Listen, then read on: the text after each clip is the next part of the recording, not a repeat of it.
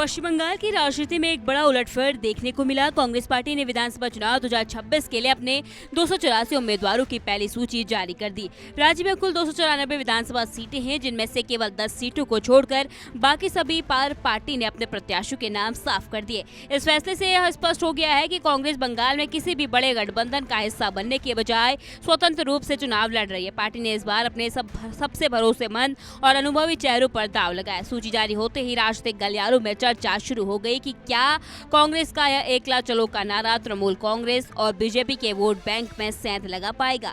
उम्मीदवारों के चयन में क्षेत्रीय समीकरणों और वरिष्ठता का खास ख्याल रखा गया है, ताकि हर जिले में पार्टी की पकड़ मजबूत हो सके।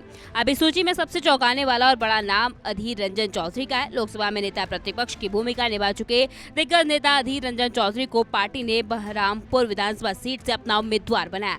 खास बात यह है कि वह करीब 30 साल के लंबे अंतराल के बाद विधायक का चुनाव लड़ने के लिए मैदान में उतर रहे हैं। अधीर रंजन चौधरी को बहरामपुर का कद्दावर नेता माना जाता है और उनके चुनाव लड़ने से पूरे मुर्शिदाबाद जिले में कांग्रेस कार्यकर्ताओं में नई ऊर्जा का संचार हुआ है।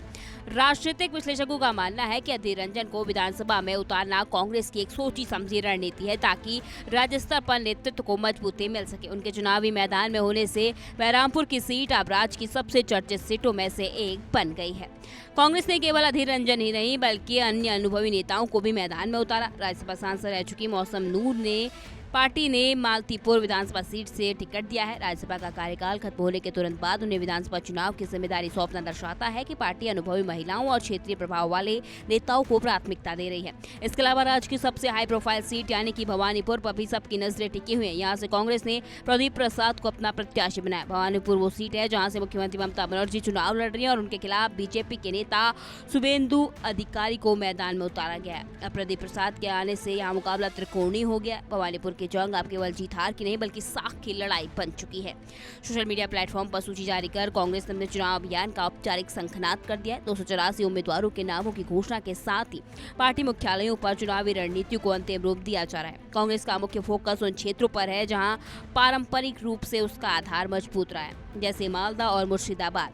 हालांकि दक्षिण बंगाल की सीटों पर भी अनुभवी चेहरों को उतारकर पार्टी ने संदेश दिया है कि वह पूरे राज्य में मजबूती से लड़ने के मूड में है। भ्रष्टाचार, बेरोजगारी और स्थानीय मुद्दों को आधार बनाकर कांग्रेस जनता के बीच जा रही है। तृणमूल कांग्रेस और बीजेपी के बीच चल रहे कड़े मुकाबले के बीच कांग्रेस ने खुद को एक गंभीर विकल्प के रूप में पेश करने की कोशिश की है। बाकी बची 10 सीटों पर भी जल्द ही नामों का ऐलान होने की उम्मीद है। बंगाल की जनता के सामने अब 3 अलग अलग विचारधाराओं और चेहरों का विकल्प है, जो इस चुनाव को ऐतिहासिक बनाने जा रहा है।